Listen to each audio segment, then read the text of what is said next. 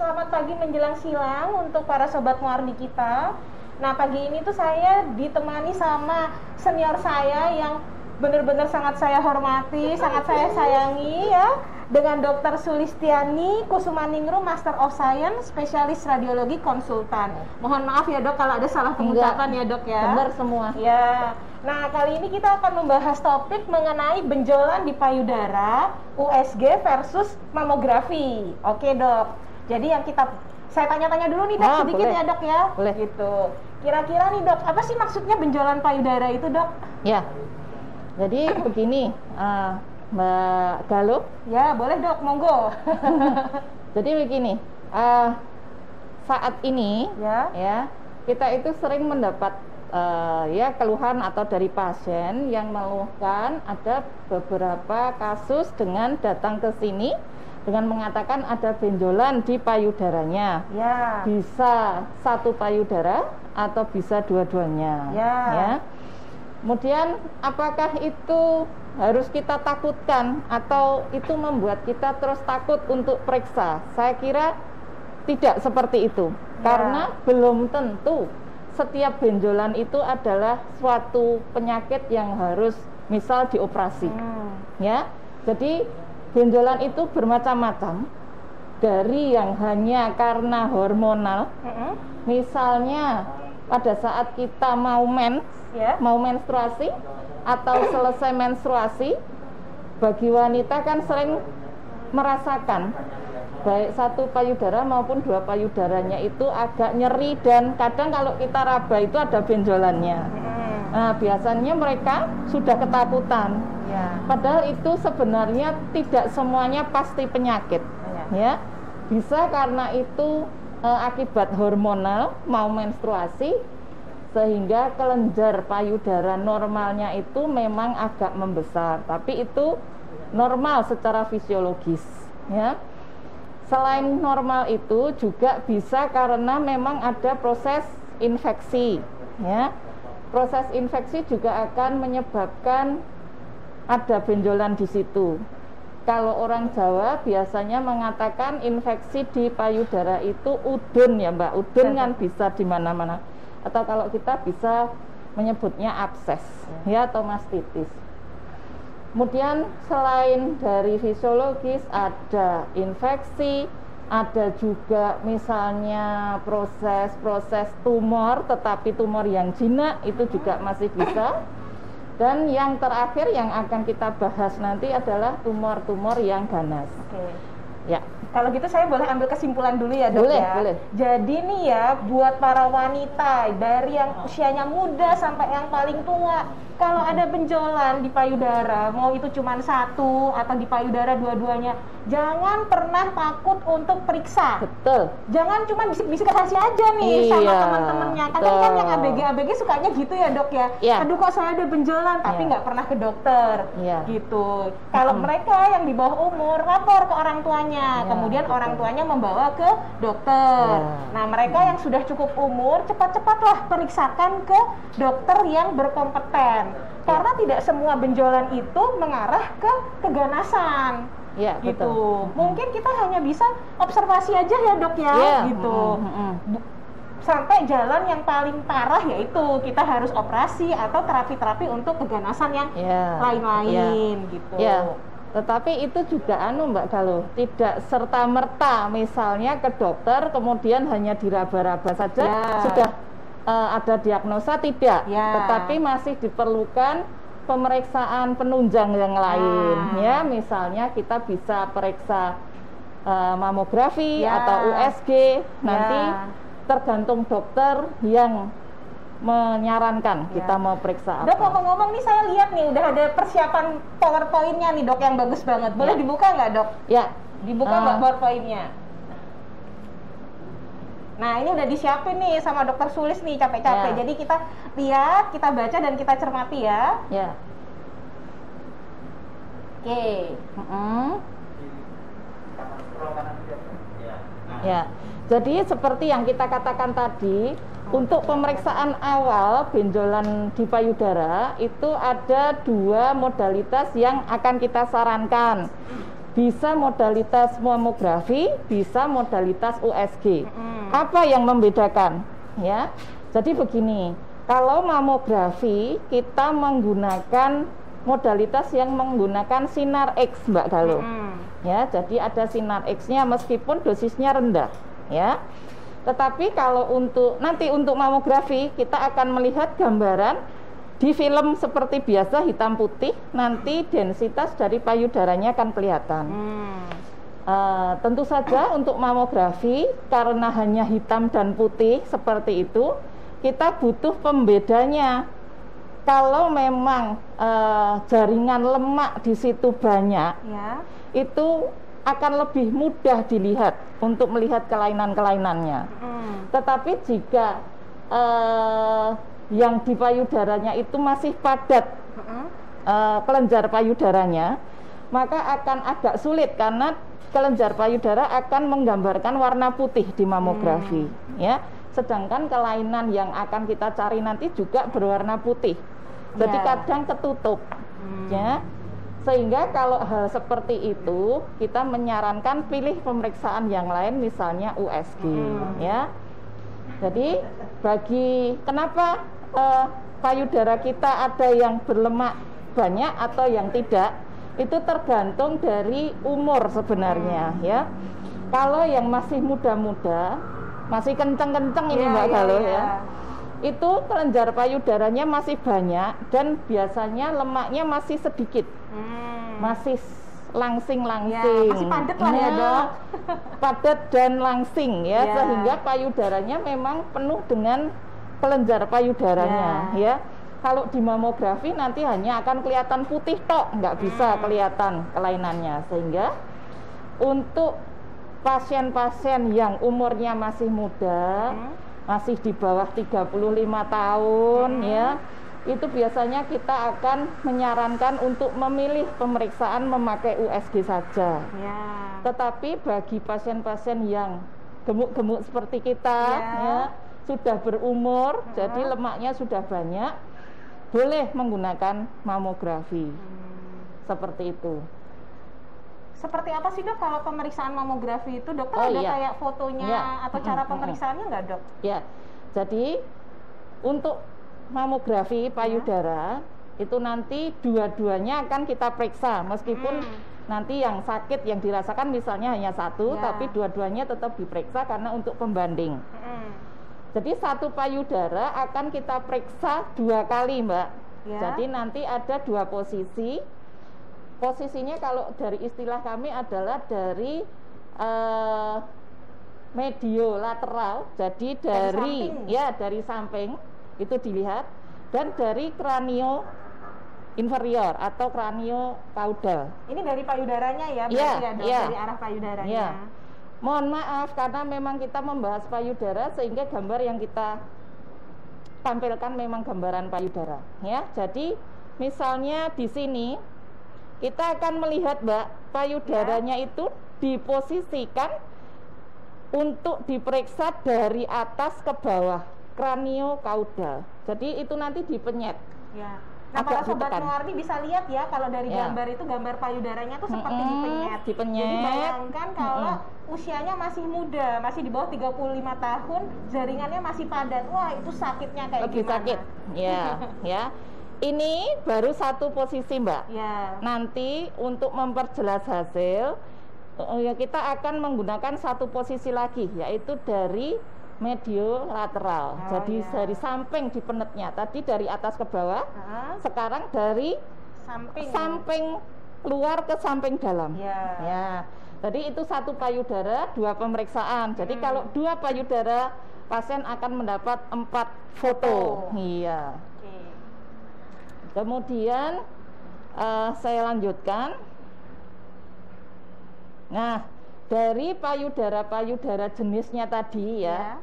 Kenapa kita memilih untuk mamografi atau USG itu berdasar ini. Ini adalah gambaran payudara yang banyak lemaknya, Mbak. Ya. Kalau banyak lemak seperti ini, maka lemak di foto akan kelihatan hitam.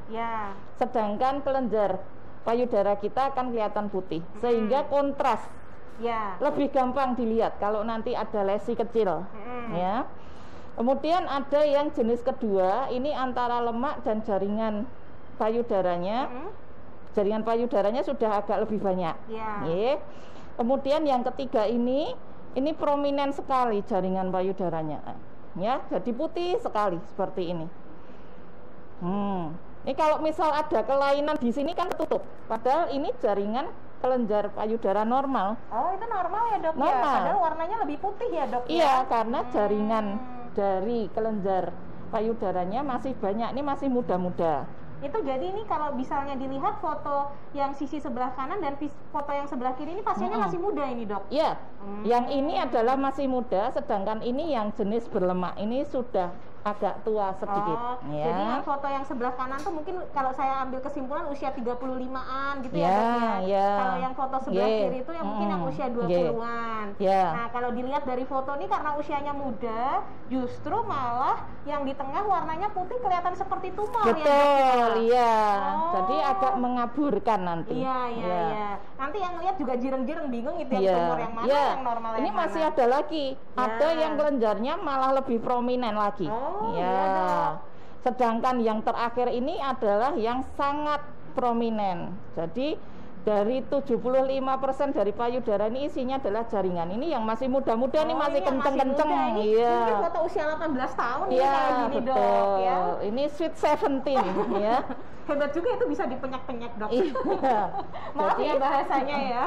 Jadi itulah mengapa kita akan memilihkan pemeriksaan yang sesuai dengan keadaan pasien. Jika kelenjar payudaranya itu masih banyak, prominent karena masih muda, kita sarankan untuk memakai USG.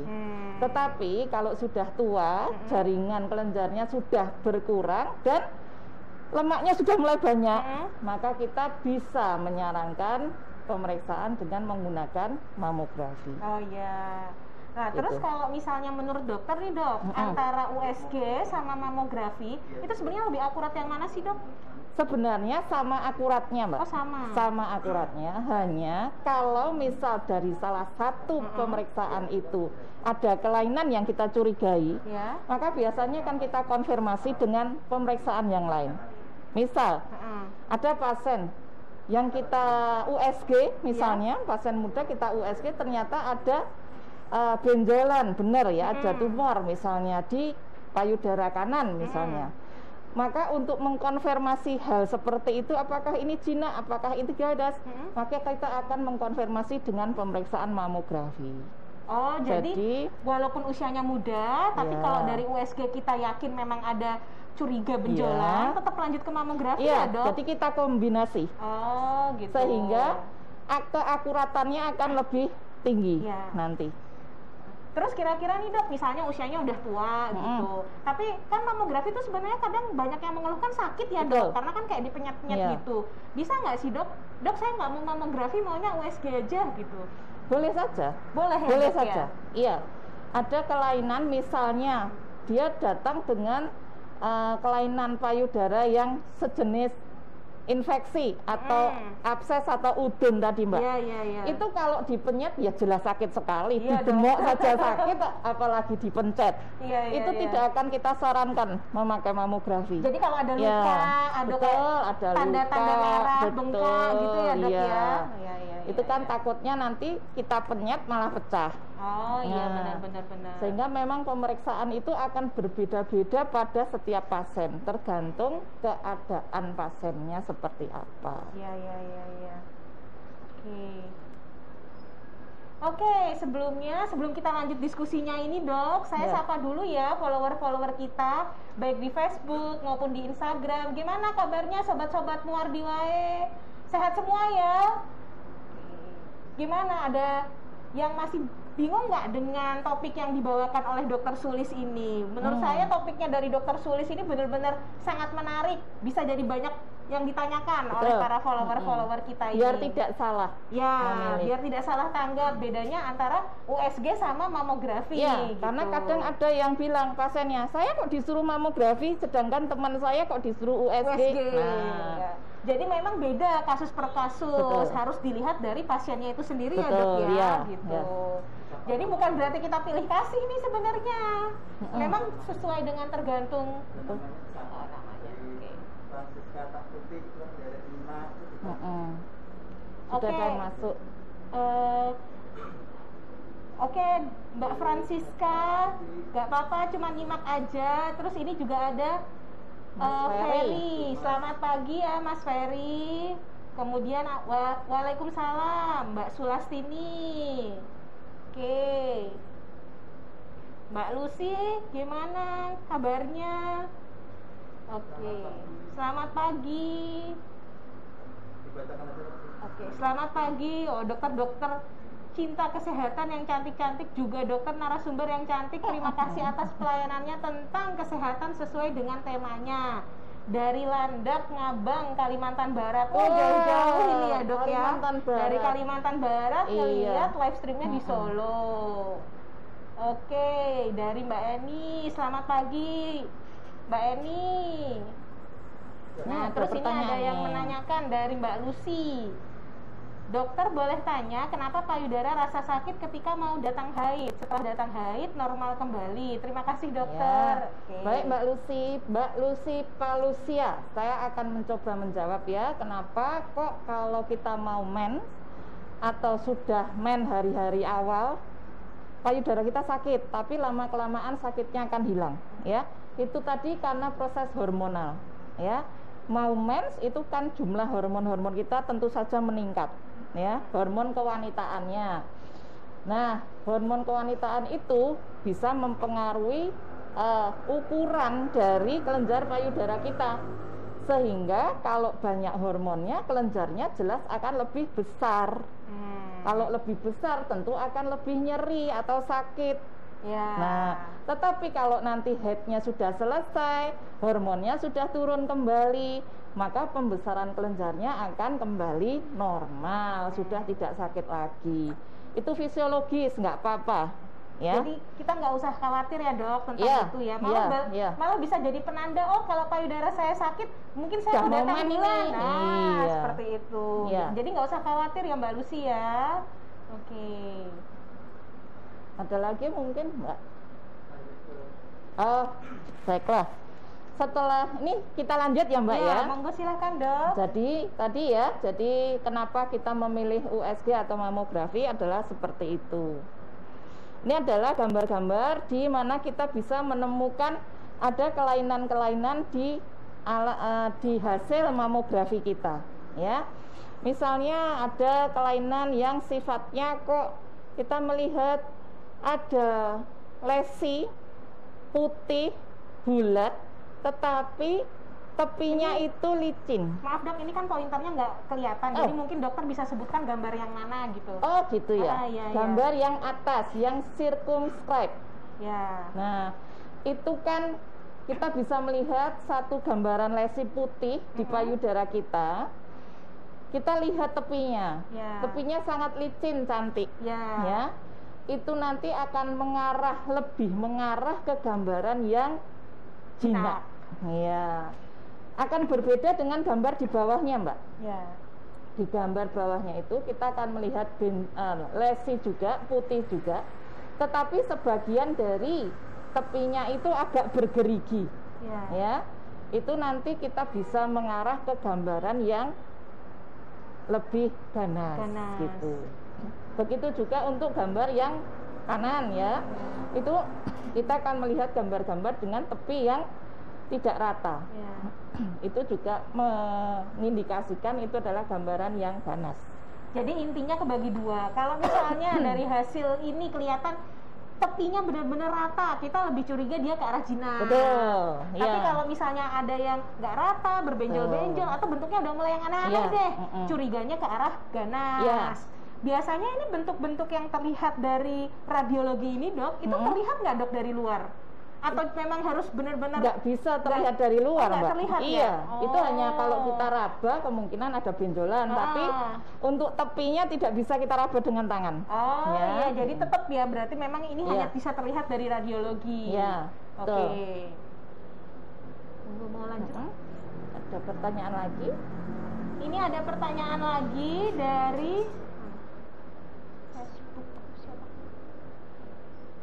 Dari Mum Farida Putri.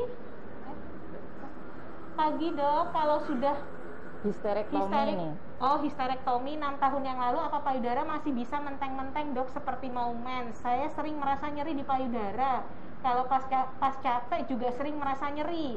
Sudah USG tidak ada masalah dok. Kira-kira apa penyebabnya ya dok? Ya, gitu. Meskipun sudah diangkat rahimnya, tetapi untuk pabriknya ovarium kan masih ada. Ya, pabriknya jadi, hormon ya dok. Pabriknya hormon, betul. Itu kan masih ada, yaitu di ovarium kanan maupun kiri.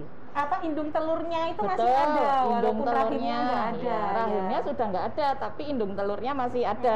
Dia masih memproduksi. Ya, masih memproduksi, masih pabrik masih ada. Jadi tetap hormonnya tetap ada, masih bisa sakit. Jadi suppliernya udah nggak ada, tapi pabriknya masih menghasilkan ya, sama aja ya. Tetap aja masih nyeri gitu. Iya, betul. Ya. Mungkin ada pertanyaan lagi. Oke, ada pertanyaan lagi dari siapa ini, Mbak? Boleh dicatat ya. Dari Mbak Francisca. Selamat dokter. Selamat pagi mungkin ya. Dokter mau tanya. Oh, ovarium sudah diambil juga ternyata. Oh, ini pertanyaan lanjutan dari Bung Farida. Katanya ovariumnya sudah diambil juga. Yang mana, Mbak? Bagian bawah. Sudah diambil juga kedua. Oh iya, nggak apa-apa Mbak, asal tadi sudah dicek dengan USG ternyata tidak ada masalah kan? Jadi ya sudah, nggak masalah. Untuk di payudara itu kan isinya tidak hanya jaringan lemak dan jaringan kelenjar payudara, ya, tetapi ada otot, ada tulang di dalamnya juga. Itu kan bisa juga nyeri. Lemak kan juga sebenarnya kadang menghasilkan hormon juga ya dok ya. Kemudian juga setelah itu kan mungkin kalau misalnya dari USG sudah tidak ada keluhan, mungkin ada baiknya dicek berkala ya dok. Gitu. Jadi jangan sekali nggak ada masalah terus habis itu berarti aman selamanya gitu. Tidak ya. Jadi pengecekan itu nanti ada dua. Yaitu yang kita periksa sendiri atau sadari periksa payudara sendiri. Yang tiap hari dikerjakan depan cermin itu ya dok Iya betul. Setelah menstruasi biasanya kita akan berdiri di depan cermin. Kita lihat apakah bentuk ukuran payudara kita bagaimana, simetris tidak. Nanti tangannya diangkat, apakah ada kelainan, ada kulitnya agak masuk atau tidak, atau ada kemerahan atau tidak kan kelihatan. Kemudian baru diraba dari luar menuju ke dalam ke puting, ya. Itu kalau nanti kita meraba ada satu benjolan, nah itu yang harus kita cermati, seperti itu. Kalau kita sudah sadari dan menemukan benjolan, maka kita perlu untuk memastikan sebenarnya benjolan yang saya raba ini apa. Bisa ke sadanis, yaitu pemeriksaan payudara tapi oleh klinisi atau dokter. Oleh dokter nanti mungkin bisa diperiksa dengan mamo atau USG seperti itu. Kemudian ada pertanyaan lagi dok dari Mbak Francisca. Ini tadi, selamat pagi dokter, mau tanya, saya operasi tahun 1994, hasil biopsi jenis kanker tidak ada sel ganas, benjolan sebesar telur bebek. Setelah operasi kemudian muncul benjolan baru dan berpindah-pindah tempat. Setiap 2-3 bulan terakhir harus disedot. Terakhir ada 7 benjolan. Dokter memutuskan harus diangkat dan akhirnya menempuh pengobatan alternatif. Kemudian sekarang masih sering dirasakan demam dan juga nyeri. Gitu. Kalau melihat kasusnya Mbak Francisca, ini kemungkinan besar adalah jenis kista, Mbak. Ya. Jadi kista itu meskipun sudah kita ambil, ini karena basicnya atau penyebabnya adalah hormonal. Selama tubuh kita masih memproduksi hormon kewanitaan, ya masih bisa saja timbul lagi. Sekarang usianya sudah 60 tahun Mbak Francisca ini dok, kira-kira. Tidak apa-apa Mbak, tidak masalah, tidak apa-apa. Nah terus pertanyaan yang berikutnya, Mbak Francisca ini nanya, kira-kira saya kalau seperti ini penyakitnya harus kontrol ke dokter apa nih dok? Dari USG apakah sudah kelihatan hasilnya apa? Belum, ini sepertinya dia baru curhat nih dok. Jadi belum kemana-mana. Dulu udah pernah periksa tahun 94. Terus habis itu kan ke pengobatan alternatif. Sepertinya ya kalau saya menarik kesimpulan ya. Nah sekarang mau menanyakan kira-kira harus kemana gitu dok. Berarti Ibu Francisca berarti ya. Ibu Francisca itu harus datangnya ke dokter bedah tumor, meskipun belum tentu di bedah ya. Bedah tumor itu adalah beliau yang kompeten mengenai kelainan-kelainan di payudara. Jadi di screening dulu di situ betul, ya dok? Ya. Baru di screening oleh beliau, nanti mungkin dari beliau dipilihkan pemeriksaan yang tepat. Baru kalau sudah kelihatan hasilnya dari pemeriksaan itu bisa diterapi oleh dokter yang bersangkutan, sehingga hasilnya atau terapinya akan lebih tepat. Jadi nanti mampir ke dokter bedah tumor atau onkologi ya kadang ya, kalau misalnya bingung ke rumah sakit ngomongnya seperti apa, untuk dilakukan pemeriksaan dulu, pemeriksaan dasar istilahnya seperti itu. Nanti kan setelah itu kan ada konsultasi, ada diskusi dan menentukan pemeriksaan penunjang lanjutan gitu ya dok ya. Setelah ada pemeriksaan penunjang hasilnya, baru ditentukan jenis terapinya. Karena jangan lupa memang ini kan namanya pemeriksaan penunjang ya dok. Tetap ada yang namanya kan pemeriksaan yang pasti. Kalau dari kita pasti namanya kan biopsi itu yang paling akhir gitu. Ya. Oke. Mau dilanjut lagi dok presentasinya? Kita lanjutkan ya Mbak. Tadi kan dari mamografi kita akan lanjutkan. Oh iya, keutamaan atau keunggulan mamografi ini juga kita bisa melihat adanya kalsifikasi. Kalsifikasi kecil di payudara itu bisa kita lihat dengan menggunakan mamografi, yang kadang tidak bisa terlihat kalau kecil sekali di pemeriksaan USG. Nah kalau kalsifikasi itu tanda apa dok? Banyak faktor juga kalsifikasi, tergantung bentuknya juga, jumlahnya seperti itu. Ada yang karena penyebab fisiologis nggak dok kalau kalsifikasi? Sepertinya itu bisa juga. Bisa juga ya dok. Jadi nggak harus penyakit kan ya dok? Tidak harus penyakit. Jadi ada jenis kalsifikasi yang untuk kelainan jinak, ada kalsifikasi yang khas untuk kelainan yang ganas. Nah ini ini apa nih dok? USG atau ini bukan, ini mamografi dok? karena hitam putih ya.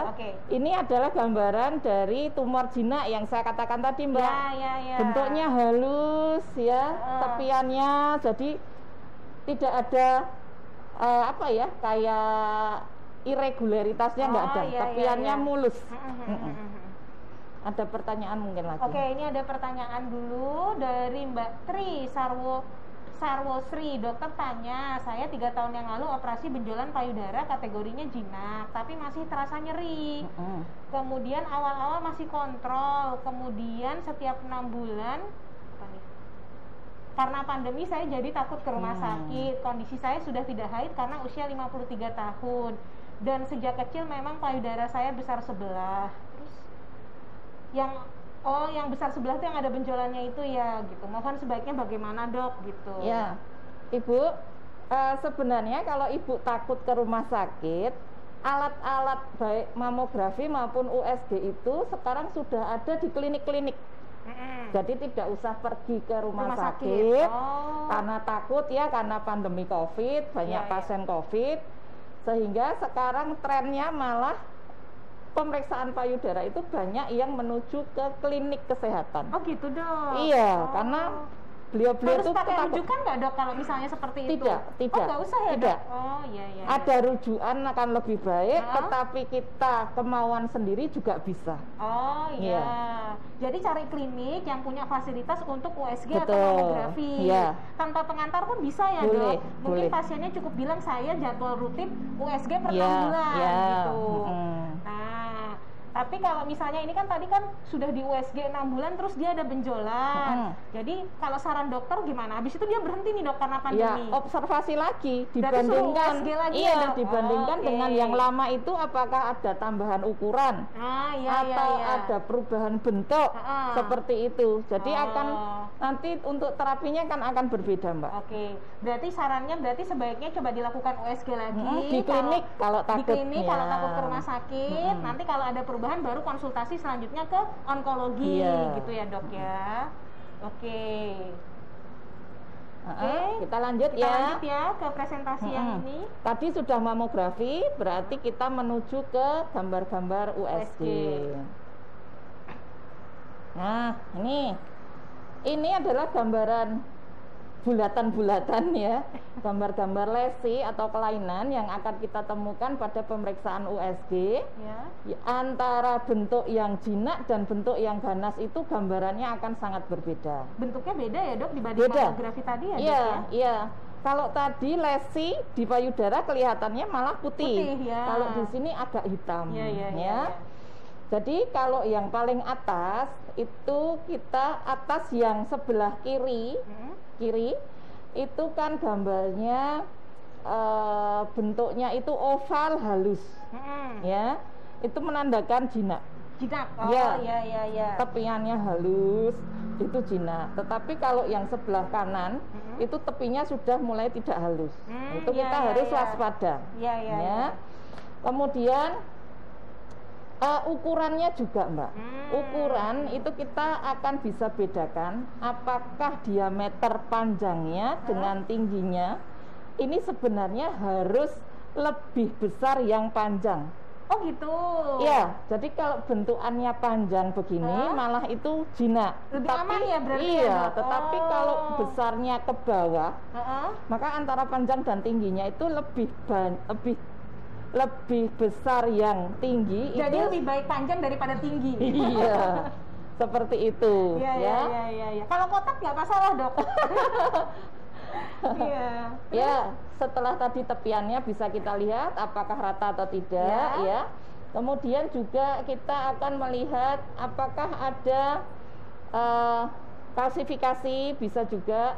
Ya, tadi yang dokter bilang juga ya. Tapi katanya kalau kalsifikasi yang di USG agak susah dok. Kalau besar bisa kelihatan. Kalau besar bisa kelihatan. Bisa.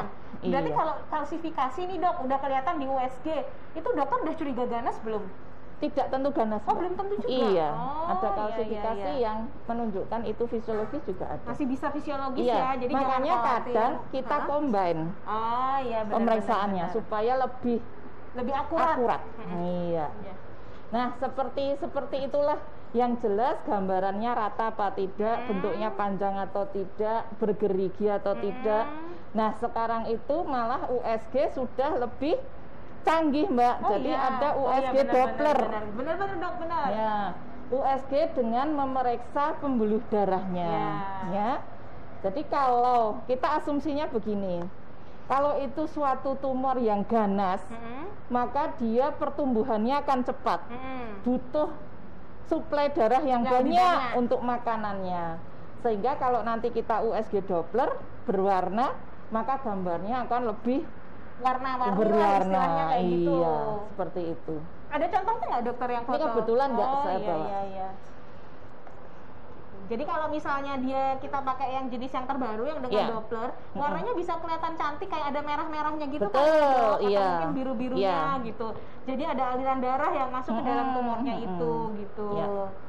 Ini hanya perbedaan antara misalnya waktu kita periksa dengan mamografi gambarnya seperti ini, pada waktu kita periksa USG gambarnya seperti ini. Ini kan ada gambar A, gambar B, gambar C nih dok. Kalau yang A itu gambar apa dok? Ini mamografi ya. Itu mamografi. Ya, mamografinya kita lihat ya, dok, gambarannya itu, seperti itu. Kalau saya nyimak kuliahnya dokter tadi nih dok, ini jangan-jangan ganas ya dok yang A. Bukan. Ini nebak aja sih. Ya. Ini agak borderline, jadi di tengah-tengah Mbak. Tengah-tengah ya. Dia memang bulatnya bagus, tetapi dia ada lekuan. Sehingga kita kombinasi dengan USG. Ya. Kalau yang B ini pasti USG ya, dok ya. Dengan USG. Ini pasien yang sama dok, ABC. Pasien yang sama. Kemudian kalau yang C itu gambar apa dok? Yang C itu kita melihat untuk pemeriksaan untuk ketiak atau aksila. Jadi ini USG atau apa ini dok? Mamografi. Mamografi tapi di ketiak ya dok, yang C itu. Mamografi itu selain bisa melihat payudara tadi kan dari atas bawah, kemudian dari lateral ke medial itu bisa kelihatan untuk aksilanya. Karena buat melihat penyebarannya juga ya dok, ada atau enggak. Nah terus kalau gambar C ini maksudnya apa dok? C ini aksilanya bersih. Oh bersih, walaupun ada gambaran putih seperti itu dok? Itu kelainan yang tadi Mbak, kelainan yang A. Tetapi kita geser ke tempat aksilanya masih bersih. Jadi lebih ke gambaran jinak ya. Jadi ini kalau ini kan yang tadi dokter bilang, jadi kan kita modalitasnya kita campur supaya mendapatkan hasil yang akurat. Betul. Nah, kalau seperti ini berarti kesimpulannya mungkin jinak ya, Iya, Dok? kemungkinan jinak, tetapi pastinya tadi biopsi tetap nomor 1, karena kalau seperti ini kita melihat dari luar, tetapi kalau biopsi kita lihat karena memang kita ambil selnya. Ya, jadi selnya benar-benar udah dicek ini dari hasil mikroskopik gitu ya. Oke. Kemudian masih ada, Dok? Sepertinya sudah habis. Oh, sudah ya, Dok. Oke. Terima kasih banget ya, Dok, untuk presentasinya dokter yang benar-benar sangat interaktif. Kemudian juga kalau saya lihat benar-benar informatif banget buat sobat-sobat Muardi WAI kita saat ini. Kira-kira masih ada pertanyaan nggak ya? Nggak ada ya. Oke.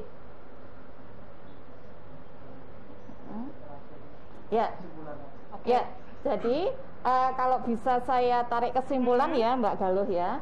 Jadi kalau kita menemukan secara sadari pemeriksaan payudara sendiri wajib kita lakukan 5-7 hari setelah haid.